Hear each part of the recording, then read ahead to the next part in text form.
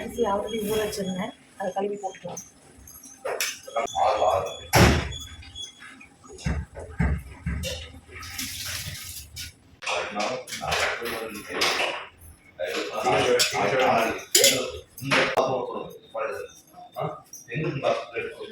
ரெண்டா பிரிச்சு போட்டு ஊற வச்சிருந்தேன்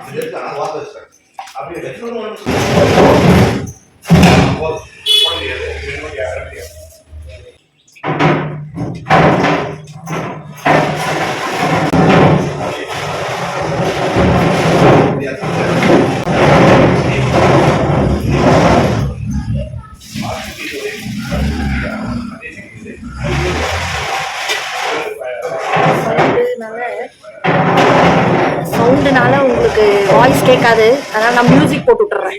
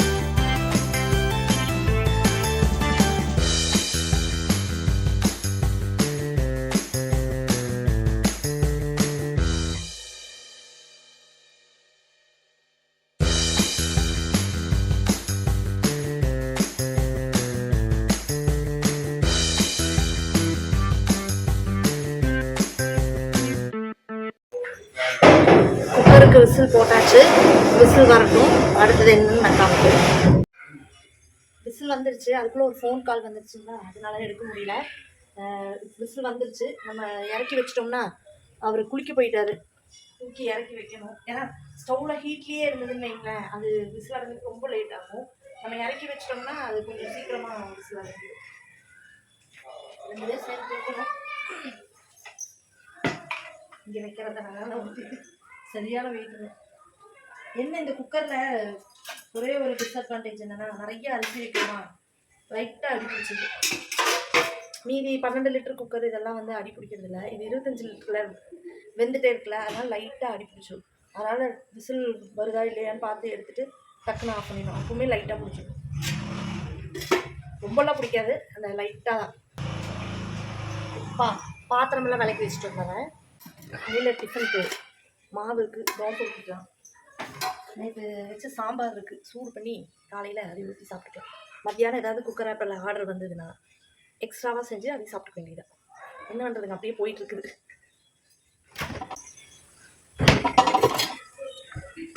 லைட்டாக சூடு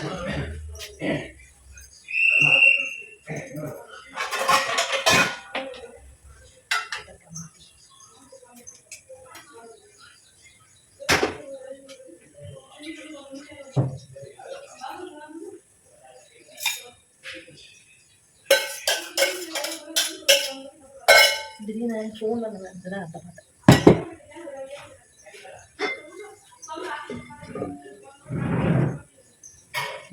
கொஞ்சம் க்ளீன் பண்ணி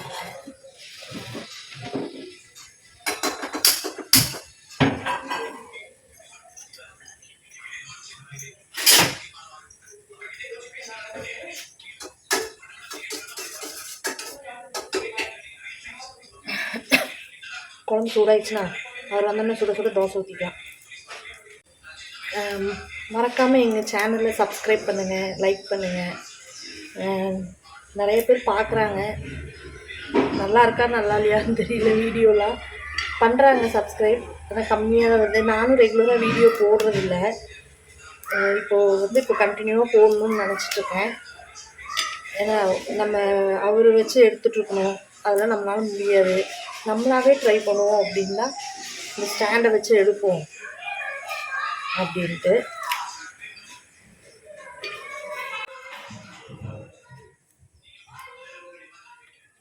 சப்போர்ட் பண்ணுங்க.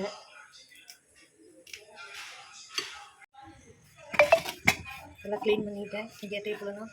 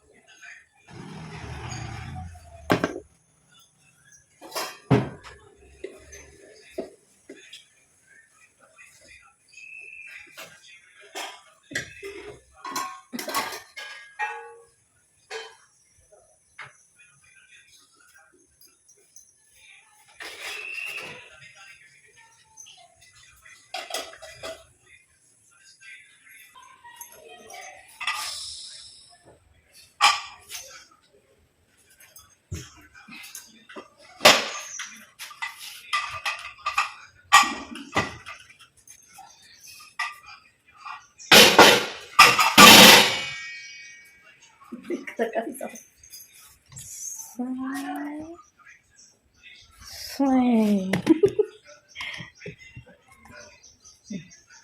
ஊற்றிடலாமா?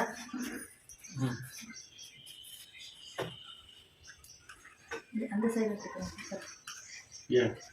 இப்படி வச்சுதான் பண்ண முடியும்.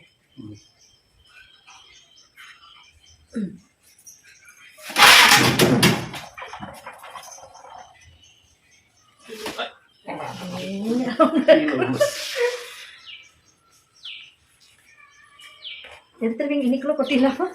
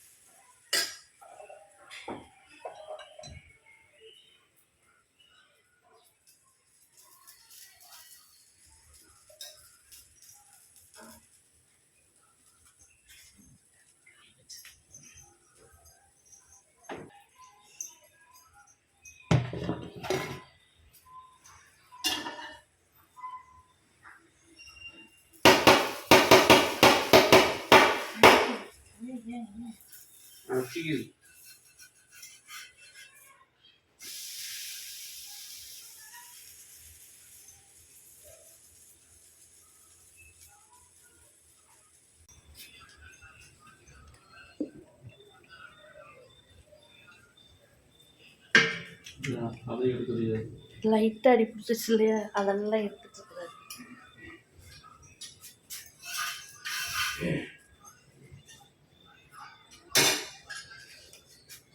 ரொம்ப கிளறாதீங்க. இப்போ குழம்புல நான் எனக்கு மேலே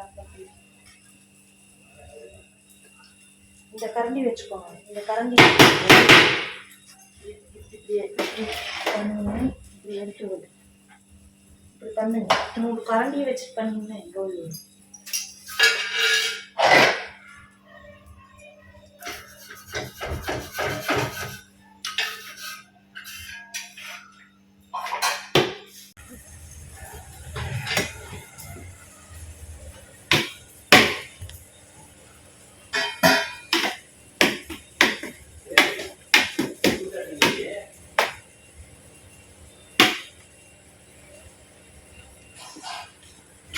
தக்காளி சாப்பாடு ரெடி. நாங்கள் டிஃபனை சாப்பிட்டு பார்சல் பண்ணிட்டோன்னு வைங்க, வேலை முடிஞ்சு.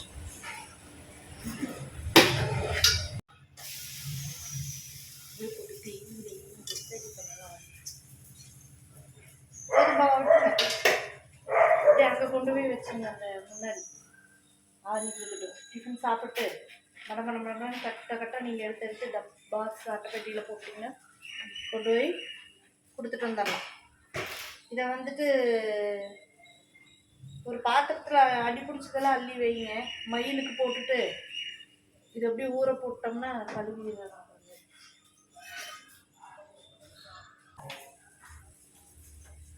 தோசை சாப்பிட்லாம் வாங்க. இப்படியே எல்லோரும் வீடியோ போடுற வாங்க சாப்பிடலாம் அப்படின்னு வரமாட்டோங்கிற தைரியத்தில் போடுறீங்களா அப்படின்னு. நான்லாம் ஃபஸ்ட்டெல்லாம் யூடியூப் சேனல் ஆரம்பிக்கிறதுக்கு முன்னாடி நிறைய பேர் வாங்க சாப்பிட்லாம் அப்படின்னு வரமாட்டோங்கிற தைரியத்தில் வாங்குங்கிறாங்க அப்படின்னு ஒரு ஃபார்மாலிட்டிக்கு சொல்லிக்கிறது இல்லையா. வாங்க சாப்பிடலாம், வாங்க சாப்பிடலாம், கண்டிப்பாக வாங்க.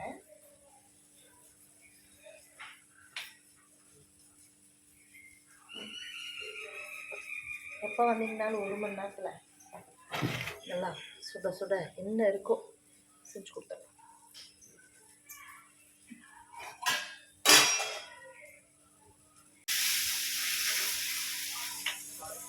வாங்க சாப்பிடலாம் அப்படிங்கும்போது துப்புன்னு அப்படியே ஊரே கிளம்பி வந்துருச்சுங்க. என்ன பண்ணுவோம் வீடியோவில் வாங்க சாப்பிடலாம், வாங்க வீட்டுக்கு வாங்க சாப்பிடலாம் அப்படின்னு நிறைய பேர் வீடியோ போடுறோம்ல. துப்புன்னு ஒரு ஊரே கிளம்பி வந்துச்சு. என்ன பண்ணுவோம், தெரிச்சு ஓட வேண்டியதுதான். ஐயோ நீங்க அப்படி போடுவீங்க வீடியோ.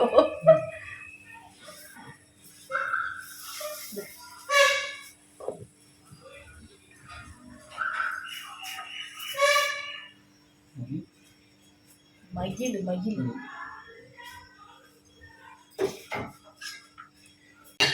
இன்னைக்கு உங்கள் வீட்டில் என்னென்ன டிஃபன் கமெண்ட் பண்ணுங்கள்.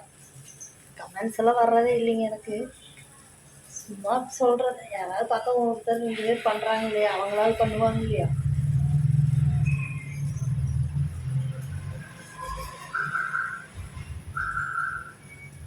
அந்த மாதிரி ஒரு ஊரே ஓடி வந்தாலும் நான் செஞ்சு போடுறேங்க. ஃபோன் பண்ணி ஒரு 2 மூட்டை அரிசி கொண்டு வாங்கன்னு போட்டு அட்லீஸ்ட் இந்த மாதிரி ஒரு தக்காளி சாதம் ஏதோ ஒன்று செஞ்சு எல்லாத்தையும் உட்கார வச்சு, அதே எங்கள் கடைக்கு இருக்கிற பிளேட்டெல்லாம் இருக்கு நிறையா, இல்லை போட்டு கொடுத்துட வேண்டியதா.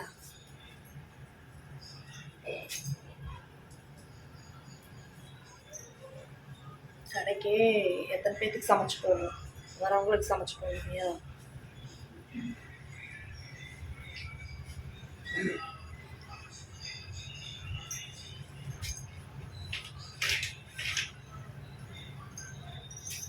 எல்லோரும் நான் செய்கிறதெல்லாம் நல்லா விரும்பி சாப்பிடுவாங்க. ஆனால் பெருமையாக சொல்லிக்கூடாது, ஆனால் உண்மையாலுமே அதுதான். எல்லாருமே கடைக்கு வரவங்க வந்துட்டு நல்லா இருக்குதுக்கா, வீட்டு சாப்பாடு மாதிரியே நல்லா இருக்குது அப்படிம்பாங்க. இது வரைக்கும் குறையும் எதுவும் சொன்னதில்லை. சொல்லுவாங்க எல்லோரும் உப்பு அதிகமாகிடுச்சு அந்த மாதிரி தான் சொல்லுவாங்க. மற்றபடி நல்லா இல்லை அப்படின்னு சொல்லி ஒரு நாள் கூட வந்ததில்லை. அதனால் அதில் எனக்கு ஒரு சந்தோஷம்.